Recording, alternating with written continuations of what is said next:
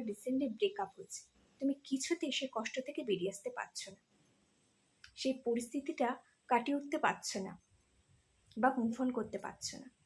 দেখো, পরিষ্কার একটা কথা বলি, মুভ অন করাটা সম্পূর্ণ তোমার হাতে আছে।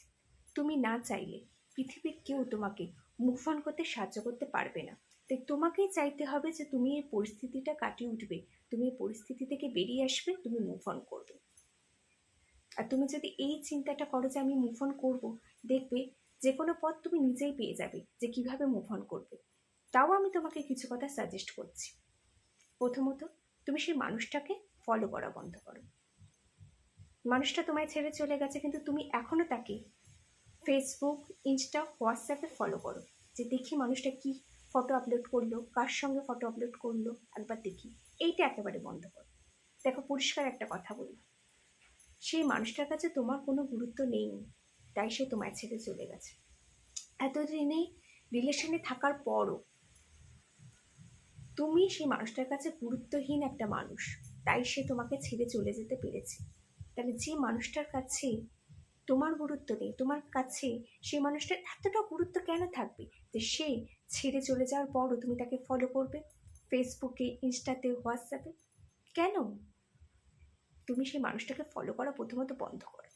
দ্বিতীয়ত, তোমার যে কাজ ভীষণভাবে পছন্দের, সেই কাজ, তোমার পড়াশোনা থাকলে, তুমি যদি এই মুহূর্তে কোনো স্টুডেন্ট হয়ে থাকো তাহলে পড়াশোনার পর, বা যদি জব করে থাকো জব করার পর যে বাকি সময়টা থাকে, যে সময়টা তোমার অবশিষ্ট সময় থাকে, সেই সময়টাতে তুমি তোমার পছন্দের কাজ, যেমন নাচ গান যাই হতে পারে, সেটাকে নিয়ে বিজি হয়ে যাও, সেটাতে নিজেকে নিযুক্ত করে দাও। দেখবে আস্তে আস্তে তোমার চিন্তাভাবনা সেই মানুষটার কথা কম আসবে, তুমি সেই মানুষটাকে আস্তে আস্তে একটু করে হলেও ভুলতে শুরু করবে। তৃতীয়ত, নিজের আত্মীয় স্বজন, বন্ধু বান্ধব, যেসব মানুষ তোমার ভীষণ পছন্দের, তাদের সঙ্গে ভীষণভাবে সময় কাটাতে শুরু করো। দেখবে আস্তে আস্তে একটা সময় পর যে মানুষটার এখন তুমি একটা ফটো দেখার জন্য ছটফট করছো না, একটা সময় এমন আসবে যে ফেসবুকে, ইনস্টাতে বা হোয়াটসঅ্যাপে সেই মানুষটার ফটো যদি তোমার সামনে আসে, তুমি তাকে জাস্ট ইগনোর করে চলে যাবে, আর কোনো কিছু যায় আসবে না তাকে দেখে। এরকম একটা সময় আসবে, আসবেই আসবে। তুমি এখন হয়তো ভাবছো এটাও কি সম্ভব যে সেই মানুষটাকে আমি ইগনোর করব, কিন্তু আসবে একটা সময় যখন তুমি সেই মানুষটাকে ইগনোর করবে, সেই মানুষটার কাছে তোমার আর কোনো ভ্যালু থাকবে না। কিন্তু এই কথাগুলো একটু মাথায় রেখো, যেগুলো আমি বললাম। কেন জানো? কারণ একটা মানুষ কখনো একটা জিনিস ধরে আঁকড়ে থাকতে পারে না।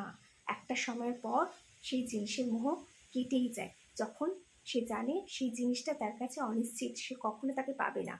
সেই অনিশ্চিত মোহে মানুষ বেশি দিন থাকে না। তো তুমিও সেই মোহ নিয়ে বেশি দিন থাকবে না, এটা নিশ্চিত। কিন্তু কিছু কথা তোমাকে মাথায় রাখতে হবে, যেগুলো আমি বললাম। আর যদি আমার ভিডিওটা ভালো লেগে থাকে, একটু লাইক আর কমেন্টস করো। আর পরবর্তীকালে আমি কোন টপিকে একটু কথা বলবো, একটু কমেন্টস করে